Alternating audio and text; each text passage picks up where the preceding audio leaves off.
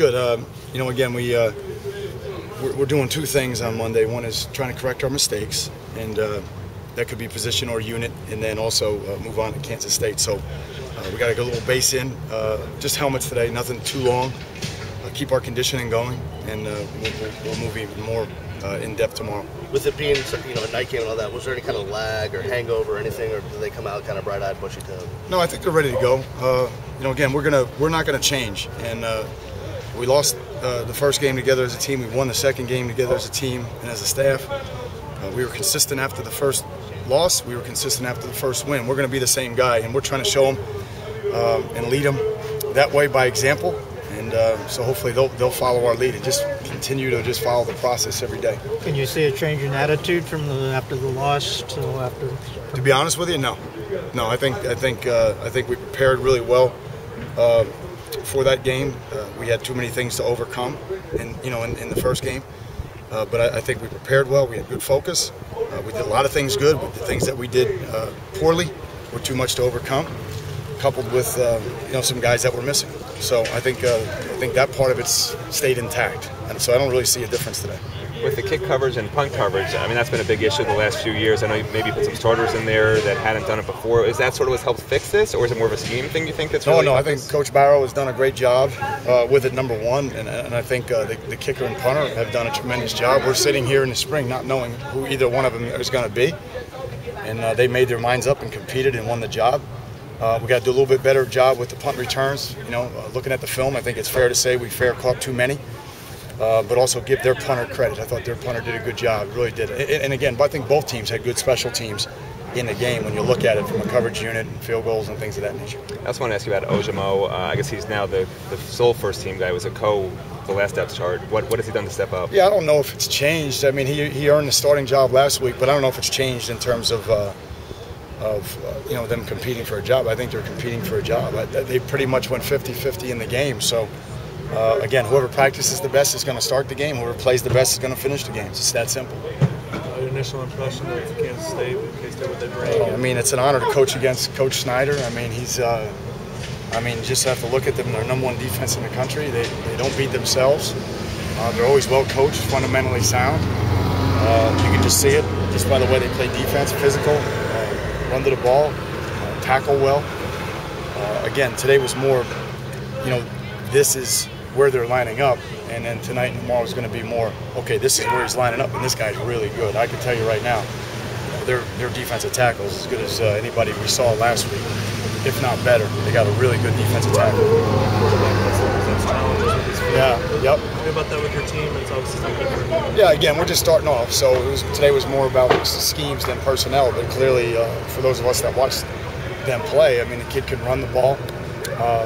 And can make people miss and runs the option really well, so we expect quite a challenge from him. I think we already asked about this, but if you can sort of elaborate, their first two games obviously weren't against a class of team like Miami. Can you glean enough off of there to really know what to expect, or do you have to sort of expect the unexpected? No, I just look at who they are and their personnel and how they play.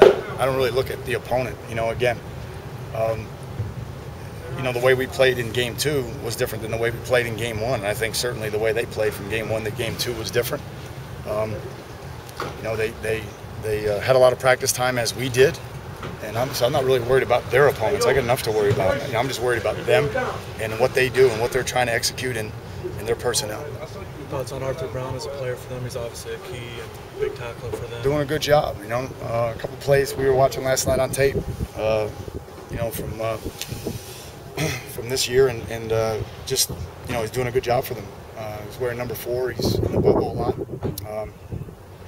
He can not only come up and fill, but he's also able to move his body lateral, fairly quickly and get his feet around and make a good play. So, again, I don't want to get too much in depth on their personnel, but clearly you can see they got some good players. For the first time, FIU has joined you as a ranked team, and you view that as a good thing for South Florida football, or? If FIU's doing well? Yeah. No, it's great. I mean, I think Mario does a great job. A lot of respect for Mario, and again, I think they're doing a great job. They're doing a tremendous job over at FIU. We got our own deal, and we're trying to get back to where we need to get back to, and they're trying to, break through. So, again, Mario and I had very similar situations. Him at FIU, myself at Temple. So we've talked on many occasions. He's been over. Again, a great deal of mutual respect for each other, and real proud of them and the way they're playing. I know. Have you talked to him since you've been down here? All the time. Yeah, we text and talk all the time. So really, like, again, he's been nothing but helpful to me, and got a great deal of respect for Mario and his staff. I know there was some years when Coach Snyder wasn't at Kansas State, but I mean he's been around that program for such a long time. Do you admire those coaches that are kind of those program builders? Well, that guy, he knows it, because I told him personally last year at the National Football Foundation. I read every book that he ever was involved in, every article, because we had the same task at Temple. You know, we were the worst team in college football when we took over. 120 out of 120, well, 119 at that time, out of 119. So, again, you got to look to those that come before you, the pioneers, and try to learn from them. And Coach Snyder, I mean, that's the ultimate blueprint.